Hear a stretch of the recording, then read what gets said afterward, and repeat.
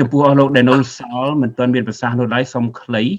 បាទមាននាទីទេអត់ឲ្យលើសពីនឹងទេយើងចែកគ្នាដោយសារបងប្អូននៅខំចំណាយពេលមកឲ្យគាត់បានស្ដាប់យើងនឹងមិនអស់ចិត្តទេអញ្ចឹងកុំឲ្យមានការអន់ចិត្តយើងត្រូវតែជួយលើកទឹកចិត្តគាត់បាទដើម្បីពួកគាត់មានតម្លៃដូចគ្នាទាំងអស់បងប្អូនមកទោះបីនេះមានប្រសាសន៍មុនហើយក្តីគឺក៏ក្រោយនេះតម្លៃស្មើគ្នាជាសិតតែជាអ្នកលះបង់មានមនសិការទាំងអស់គ្នាបាទអញ្ចឹងសូមអញ្ជើញភាពឆាវបាទខាង Chicago Illinois ប្រធាននៅខាង Chicago សូមសង្ខេបមួយនាទីភាពសូមអញ្ជើញបាទសូមលើកហាត់ប្រណម្យបន្ទន់សេរសាថ្វាយបង្គំដល់ព្រះរាជគុណទាំងពីរព្រះអង្គ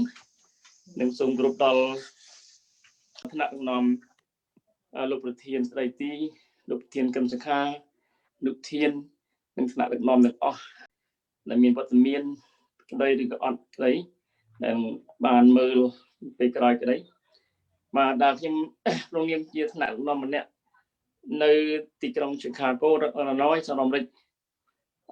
សូមសម្ដែងថ្លែងនៅអំណរគុណនិងត្រេកអ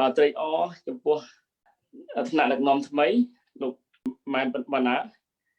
ហើយដែលបានទទួលនៅភារៈនិងទូនាទីពីប្រធានចាស់តីតប្រធានលោកអង្គរធីបាទសូមជូនពរជ័យសិរីសួស្តីឲ្យបានមានដំណើរការល្អទៅមុខដើម្បីដឹកនាំក្រុមការងាររបស់យើងនៅទូទាំងពិភពលោកឲ្យមានការរីកចម្រើនឲ្យមានការជឿនលឿននិងឲ្យមានប្រតិបត្តិការរួមគ្នាដើម្បីធ្វើការបានល្អនិងជួយស្រោចស្រង់ប្រទេសជាតិមាតុភូមិយើងឲ្យបានរុងរឿងឲ្យបានប្រោះចាកពីកណ្ដាប់ដៃពួកជនខិលខូចជនទុច្ចរិតជនអយុត្តិធម៌ខ្ញុំជឿថានៅការសាមគ្គីការ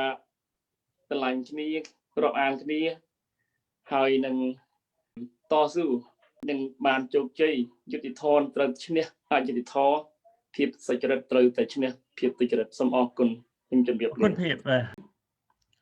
បាទលោកឧខៀងសូមអញ្ជើញមានប្រសាសន៍មួយនាទីលោកឧខៀងអនុប្រធានខាង LA បាទ CRPA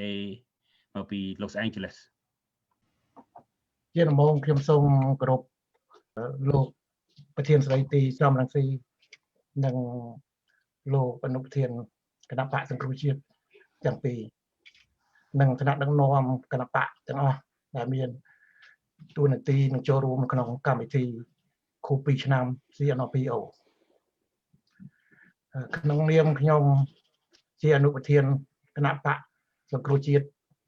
ទីក្រុង Los Angeles តំណាងឲ្យលោកសវត្ថីជាប្រធានខ្ញុំសូមគាំទ្រនឹងការផ្ដល់តួនាទីថ្មីដល់លោកបាយវណ្ណាតនិងសូមចូលរួមគាំទ្រពេញទំហឹងហើយនឹងសូមកោតសរថ្នាក់ដឹកនាំដែលបានដឹកនាំ2ឆ្នាំរួចមកហើយនេះដែលមានលោកអង្គរធីលោកជាកំលីដែលបានដឹកនាំសកម្មភាពយ៉ាងសកម្មនៅក្នុងរយៈ2ឆ្នាំកន្លងមក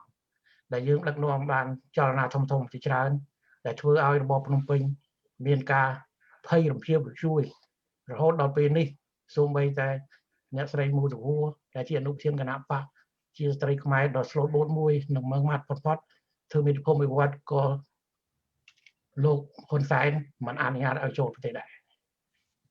នេះជាការមួយសឃើញថាគណៈបកសង្គ្រោះជាតិយើងនៅក្រៅប្រទេសមានរចនាសម្ព័ន្ធរឹងប៉ឹងមានការដឹកនាំត្រឹមត្រូវនិងសាមគ្គីភាពគ្នាល្អនេះជាគំរូមួយដែលធ្វើឲ្យបងប្អូនដទៃទៀតដែលមានការសង្ស័យមិនទាន់ទុកចិត្តលើរចនាសម្ព័ន្ធគណៈបកសង្គ្រោះជាតិក្រៅប្រទេសយល់ដឹងពីសមត្ថភាពដឹកនាំនៃអ្នកដឹកនាំយើងទាំងអស់នៅក្រៅប្រទេសដែលផុសចេញពីឆន្ទៈទាំងគោលបំណងរួមតែមួយគឺធ្វើឲ្យប្រទេសបានទទួលនៅសិទ្ធិសេរីភាពប្រជាធិបតេយ្យនិងដើម្បីឈានទៅការពារបូរណភាពទឹកដីកម្ពុជាឲ្យមានគង់វង្សជាអមតៈទីបញ្ចប់ខ្ញុំសូមគាំទ្រទាំងស្រុងចំពោះលោកប៉ែនម៉ាណាត ខ្ញុំសង្ឃឹមថាលោកបានបាននឹងបន្តភារកិច្ចបន្តទៅទៀតតែបានរឹងមាំជាបន្តសូមអរគុណសូមជម្រាប សូមអរគុណ2នាទី24 second